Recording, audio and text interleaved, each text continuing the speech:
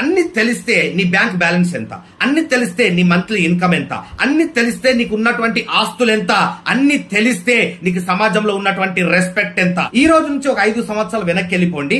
5 సంవత్సరాల నుంచి ఈ రోజు వరకు మినిమం ఒక 12 లక్షలు నీ బ్యాంక్ బ్యాలెన్స్ పెరగలేదంటే నువ్వు ఏం పని చేస్తున్నావు సార్? నీకేమైనా అర్థమవుతుందా? కత్తి పట్టినటువంటి ఫ్యాక్షనిస్ట్ కత్తి చేతిలోనే చచ్చిపోతాడు. గ్యాంబ్లింగ్ లో డబ్బులు సంపాదించినటువంటి వ్యక్తి గ్యాంబ్లింగ్ లోనే డబ్బులు పోగొట్టుకుంటాడు. ఇది కర్మ సిద్ధాంతం. 40 సంవత్సరాల వయసు వచ్చిన తర్వాత కూడా నువ్వు పని చేస్తే గానీ డబ్బులు రావట్లేదంటే నువ్వు జీవితంలో ఘోరంగా ఫెయిల్ అయినటువంటి వ్యక్తివి అని అర్థం. ఎవరో ఒకరు ఒక జాబ్ చేసే పర్సన్ అడిగిండంట, నువ్వు జాబ్ చేసి ఏం సాధించినవయ్యా అంటే 60 సంవత్సరాలు రిటైర్ అయిన తర్వాత ఆ జాబ్ చేసే వ్యక్తి ఇచ్చిన ఆన్సర్ ఏంటంటే, జాబ్ లో జాయిన్ అయ్యేటప్పుడు యంగ్ ఏజ్ తో జాయిన్ అయినా, జాబ్ లోంచి రిటైర్ అయ్యేటప్పుడు ముసలి వయసు తోటి రిటైర్ అయినా, అంతకు మించి నేను సాధించింది ఏమీ లేదు సార్, ఎక్కడుందో నా జీవితం అక్కడే ఉందని చెప్పేసి సమాధానం ఇచ్చిందంట. ₹1,00,000 కంటే ఎక్కువ శాలరీ ఉన్న వాళ్ళ గురించి నేను మాట్లాడట్లేదు, ₹1,00,000 కంటే తక్కువ శాలరీ ఉన్న వాళ్ళ గురించి నేను మాట్లాడుతున్నా. అది అర్థం చేసుకోండి first. So my dear friends, ప్రతి మనిషికి కొన్ని గోల్స్ ఉంటాయి. 40 సంవత్సరాల వయసు వచ్చిందంటే పిల్లలు పెద్దవాళ్ళు అయి ఉంటారు, వాళ్ళ కాలేజీ ఫీజులు కట్టాలా, ఎంత డొనేషన్స్ కట్టాలా, ఎంత కాలేజీ ఫీజులు ఉన్నాయి ఈ రోజుల్లో మీకు కొత్తగా చెప్పాల్సిన అవసరం ఉందా? మరి మీ పిల్లోడి చదువుల కోసం ఇప్పటిదాకా ఎంత పోగేసినావు? అట్లాగే 40 సంవత్సరాల వయసు వచ్చిందంటే ఆరోగ్య సమస్యలు ఎదురైతా ఉంటాయి. ఆరోగ్య సమస్యలు ఎదురైనాయి అంటే మనం హెల్త్ ఇన్సూరెన్స్ తీసుకోవాలా, లైఫ్ ఇన్సూరెన్స్ తీసుకోవాలా, టర్మ్ ఇన్సూరెన్స్ తీసుకోవాలా, రైట్? వాటికి ఇన్స్టాల్మెంట్లు కడతా ఉండాలా. మరి అవన్నీ ఇన్స్టాల్మెంట్స్ కట్టడానికి నువ్వు ఇప్పటిదాకా ఎంత పోగేసినావు? సో 40 సంవత్సరాల వయసు వచ్చిందంటే మన ఆరోగ్యం కూడా మనకు కోఆపరేట్ చేయదు, మన ఒళ్ళే మనకు కోఆపరేట్ చేయదు. జుట్టు ఊడిపోతా ఉంటుంది, ఐ సైట్ వచ్చేస్తా ఉంటుంది, అంటే బ్లర్ విజన్ వచ్చేస్తా ఉంటుంది, థైరాయిడ్ వచ్చేస్తా ఉంటుంది, షుగర్ వచ్చేస్తా ఉంటుంది, బీపీ వస్తుంది, అట్లాగే హార్ట్ ప్రాబ్లమ్స్ వస్తాయి, డైజెషన్ ప్రాబ్లమ్స్ వస్తాయి, మోకాలు నొప్పులు వస్తాయి, బ్యాక్ పెయిన్స్ వస్తాయి. సో అట్లాగే అప్పుడప్పుడు కరోనా లాంటి వైరస్లు కూడా వస్తాయి. సో మరి ఇవన్నీ హెల్త్ సమస్యల్ని దాటుకుంటూ వెళ్ళడానికి ఎంత డబ్బు పోగేసినావు ఈ 40 సంవత్సరాల వయసు వరకు?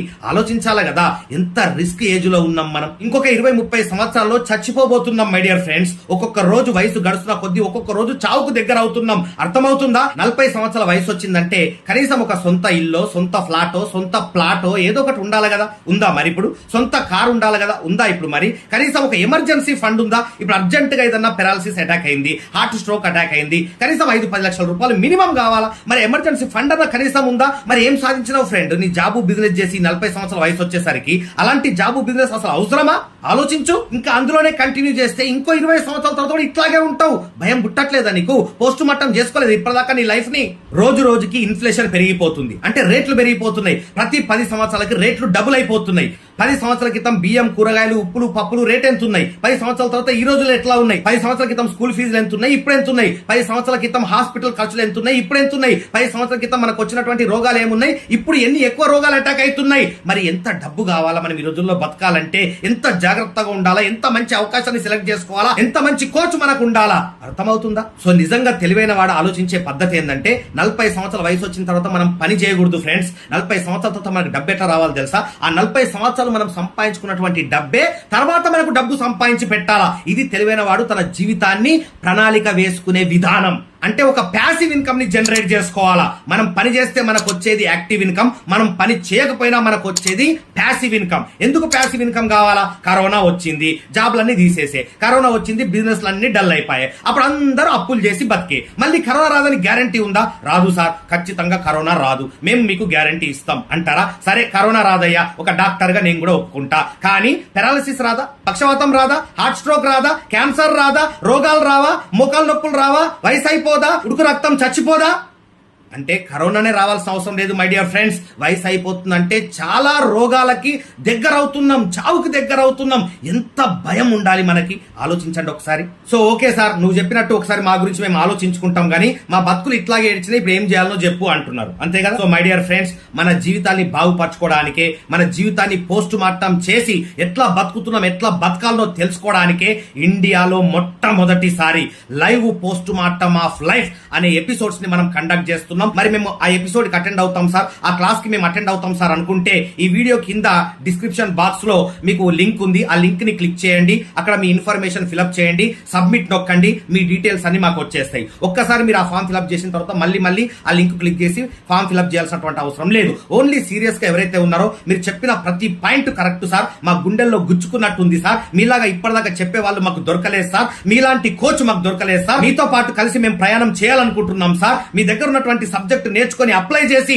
రాబోయే 4 సంవత్సరాల్లో కోట్లు సంపాదించి మా జీవితాన్ని చిన్న ఏజ్ లోనే రిటైర్ చేసుకోవాలనుకుంటున్నాం సార్. కాబట్టి మీ క్లాస్ కు అటెండ్ కావాలనుకుంటున్నాం సార్ అనుకునే సీరియస్నెస్ ఉన్న వాళ్ళు మాత్రమే ఈ కింద డిస్క్రిప్షన్ బాక్స్ లో లింక్ క్లిక్ చేసి రిజిస్టర్ చేసుకోండి. ఇది ఫ్రీ రిజిస్ట్రేషన్ అండి, ఎలాంటి డబ్బులు తీసుకోవట్లేదు. కొన్ని కోట్ల రూపాయలు సంపాదించేసుకుందాం మేము. ఆ అనుభవాన్ని కొంతమందికి ఇస్తే కొన్ని జీవితాన్ని బాగుపరిచినట్టు ఉంటది అనే ఒక సదుద్దేశంతో నాన్ కమర్షియల్ ప్రోగ్రామ్ గా ₹1 తీసుకోకుండా జనాలకు సేవ చేసి వాళ్ళకు కోచింగ్ ఇచ్చి వాళ్ళ జీవితాన్ని బాగుపరచాలి అనే ఒక సదుద్దేశంతో ఈ live post mortem of life అనే ఎపిసోడ్స్ ని నేను స్టార్ట్ చేయడం జరిగింది. ఎంత మంచి రెస్పాన్స్ వచ్చిందో, అది విన్న వాళ్ళు, అటెండ్ అయిన వాళ్ళు నా యూట్యూబ్ ఛానల్లో మీకు వీడియోస్ ఉన్నాయి, ఆ రెస్పాన్స్ చూడండి. వాళ్ళు ఎంత హ్యాపీగా ఫీల్ అవుతున్నారు నా లైవ్ పోస్ట్ మార్టం క్లాసులు విన్న తర్వాత, వాళ్ళు ఎంత జీవితాన్ని మార్చుకున్నారో ఒక్కసారి ఆ రెస్పాన్స్ ఫీడ్బ్యాక్ మీరు చూడండి. ఫీడ్బ్యాక్ వీడియోస్ నా యూట్యూబ్ ఛానల్లో నేను పెట్టడం జరిగింది, చూడండి, మీకు అర్థం అవుతుంది. సో ఎవరైతే లింక్ ని క్లిక్ చేసి ఫ్రీగా రిజిస్టర్ చేసుకున్నారో వాళ్ళ డీటెయిల్స్ మా దగ్గరకు వచ్చేస్తే వాళ్ళకి సెపరేట్ గా మేము live post mortem of life అనే ఒక గ్రూప్ ని క్రియేట్ చేస్తాం. ఆ గ్రూప్ లో ఒక 3-4 రోజుల ముందు ఈ ప్రోగ్రామ్ ఎప్పుడు ఉంటుంది, ఎన్ని గంటలకు ఉంటుందని చెప్పేసి ఆ గ్రూప్ లో మీకు తెలియజేస్తాం. సో అంత బాగానే చెప్పిన ఒకసారి కానీ నీ గురించి చెప్పడం మర్చిపోయినాం అనుకుంటుండొచ్చు. నా పేరు చెన్నా గోపి అండి. గత 20 సంవత్సరాల నుంచి నేను లైఫ్ ట్రాన్స్ఫర్మేషన్ కోచ్ గా పనిచేస్తున్నాను. కానీ ఎక్కడ పబ్లిసిటీ చేసుకోలేదు. Only mouth to mouth publicity ద్వారా నా దగ్గరికి స్టూడెంట్స్ వస్తారు. వాళ్ళ జీవితాన్ని చక్కదిద్దడానికి నేను చాలా మంచి మంచి ట్రైనింగ్ ప్రోగ్రామ్స్ ఇచ్చి ఈ రోజు వరకు కొన్ని వందల మందిని లక్షాధికారులుగా తయారు చేశాను. ఓన్లీ 1 ఇయర్, ఒకే ఒక్క సంవత్సరం నాతో పాటు కలిసి నేను చెప్పినట్టు పని చేస్తే చాలు. ఓన్లీ 1 ఇయర్ లో నెలకు ₹1,00,000 సంపాదించే పొజిషన్ కి వెళ్తావు.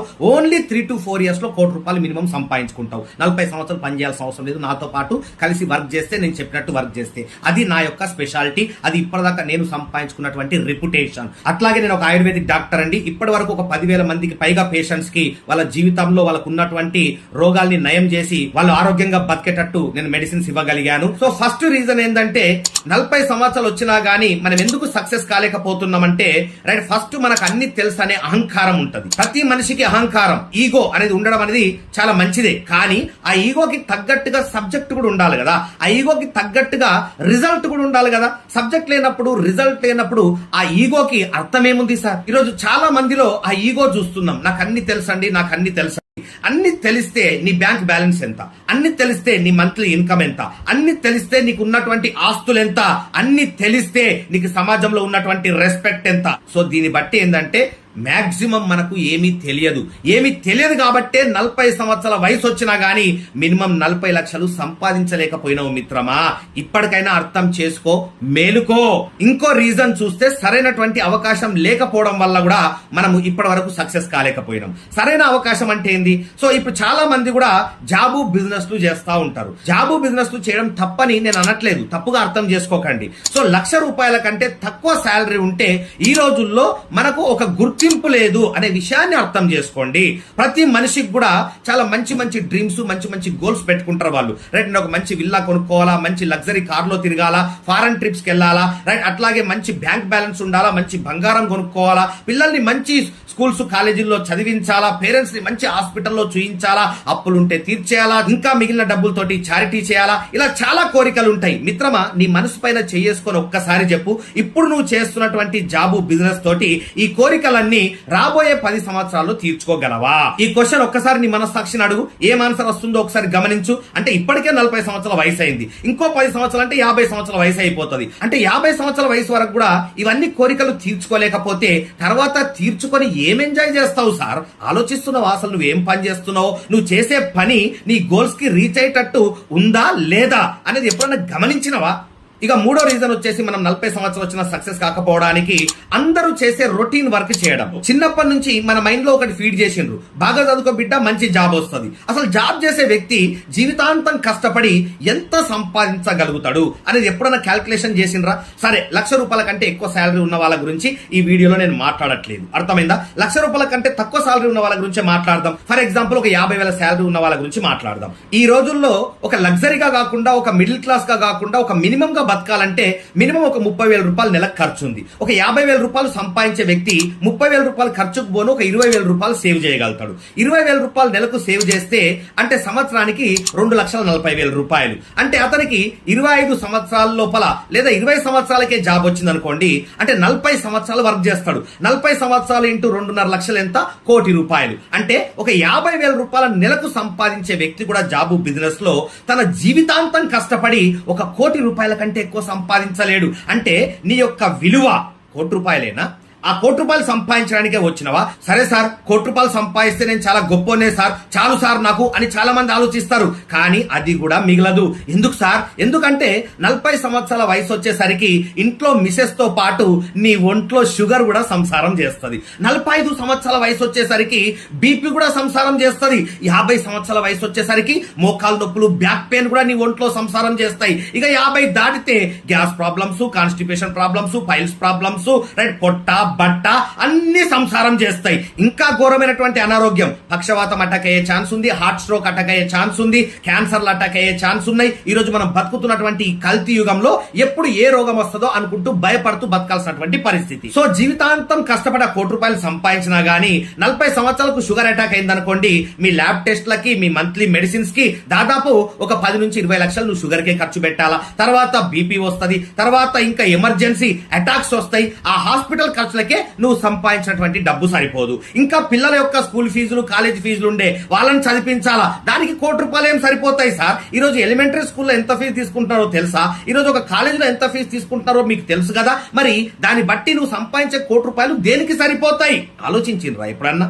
ఇక 4th రీజన్ ఏంటంటే ఈ 40 సంవత్సరాల వయసు వచ్చేసరికి సక్సెస్ కాకపోవడానికి గ్యాంబ్లింగ్ మెంటాలిటీతో వర్క్ చేయడం. గ్యాంబ్లింగ్ మెంటాలిటీ ఏంటంటే ఒక్క సంవత్సరంలో ₹1 సంపాదించేస్తా, జాక్ పాట్ కొట్టేస్తా అని వీళ్ళు సంవత్సరాలు తిరుగుతూనే ఉంటారు. 5 సంవత్సరాలు 10 సంవత్సరాల తర్వాత కలిస్తే కూడా వీళ్ళు చెప్పే మాట ఒకటే, ఈ సంవత్సరంలో జాక్ పాట్ కొట్టేస్తా. బిడ్డ, మా అమ్మ నాకు ఒక ముచ్చడి చెప్పేది, ఏందో తెలుసా?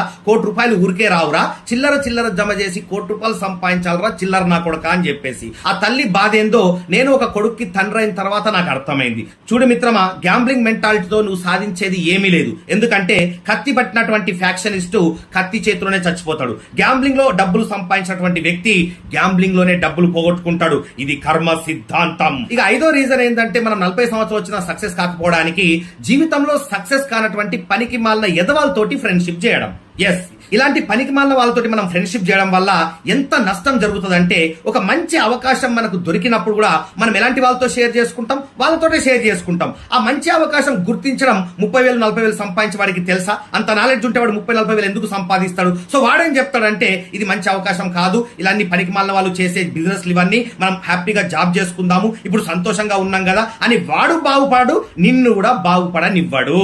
సో మిత్రమా, ఒక అవకాశం అనేది చాలా చాలా ఇంపార్టెంట్. అవకాశం వచ్చినప్పుడే మనిషి తన్ని గుర్తించి జీవితాన్ని సక్సెస్ వైపు నడిపించుకునేవాడే తెలివైనటువంటి మనిషి.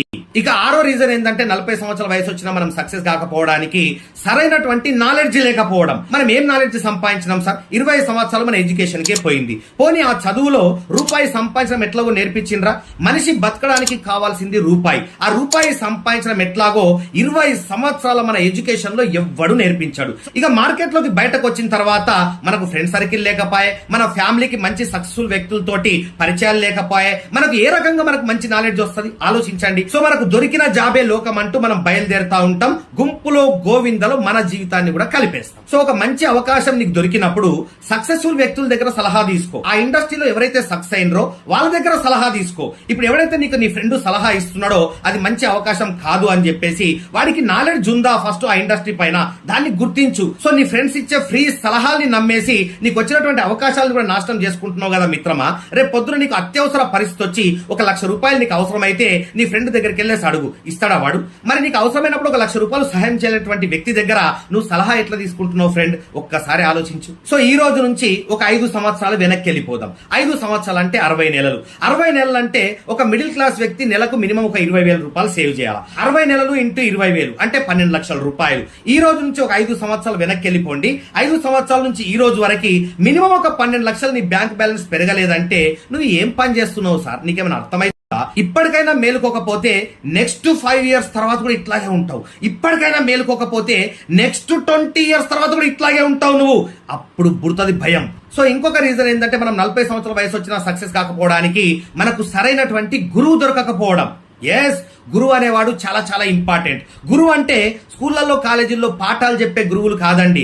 గురువు అంటే జీవిత పాఠాలు చెప్పే గురువు కావాలా నాలాగా. ఒక గురువు యొక్క ఇంపార్టెన్స్ మన జీవితంలో ఎంతో ఉంటది. ప్రతి మనిషికి ఒక మెంటర్ అనేవాడు ఉండాలా, ఒక కోచ్ అనేవాడు ఉండాలా. అప్పుడే నువ్వు జీవితంలో తొందరగా సక్సెస్ కాగలుగుతావు. ఎందుకంటే ఈ ప్రపంచంలో సక్సెస్ అయిన ప్రతి పర్సన్ కి ఒక కోచ్ ఉన్నాడు. సచిన్ కి తన కోచ్ ఆజ్రేకర్ ఉన్నాడు. వివేకానందకి తన కోచ్ రామకృష్ణ పరమహంస ఉన్నాడు. నీ జీవితాన్ని బాగుపరచుకోవడానికి నీకు కోచ్ ఎవరున్నారు? ఆలోచించు మిత్రమా. నాకేం కోచ్ అవసరం లేదు అనుకున్నావా? జీవితాలు గిట్లనే ఉంటాయి. నాకొక కోచ్ ఉన్నాడు, నీకొక కోచ్ ఉన్నాడా? సో తొందరగా మీరు ఒక మంచి గురువుని నాలంటోని సెలెక్ట్ చేసుకోండి. వాళ్ళకి అన్కండిషనల్ సరెండర్ అవ్వండి. Unconditional surrender. అప్పుడే వాళ్ళు మీకు సబ్జెక్ట్ నేర్పిస్తారు. మరి అదే అజ్రేకర్ సార్ దగ్గర చాలా మంది కోచింగ్ తీసుకున్నారు. కానీ సచిన్ లాంటి వాళ్ళు మాత్రమే ఎందుకు పేరు సంపాదించిండ్రు? మిగతా వాళ్ళు ఎందుకు సంపాదించలేకపోయారు అంటే వాళ్ళు సబ్మిట్ కాలేదు. సో ఒక గురువుని సెలెక్ట్ చేసుకున్న తర్వాత కూడా సబ్మిట్ కాలేదు కాబట్టి వాళ్ళ జీవితాలు ఇంకా సక్సెస్ కాలేదు. సో గురువుని సెలెక్ట్ చేసుకోవడం ఇంపార్టెంట్ కాదు, అతనికి అన్కండిషనల్ సరెండర్ అయ్యి అతని దగ్గర ఉన్నటువంటి డెప్త్ సబ్జెక్టు నేర్చుకొని ఇంప్లిమెంట్ చేసి సక్సెస్ కావడం ఇంపార్టెంట్.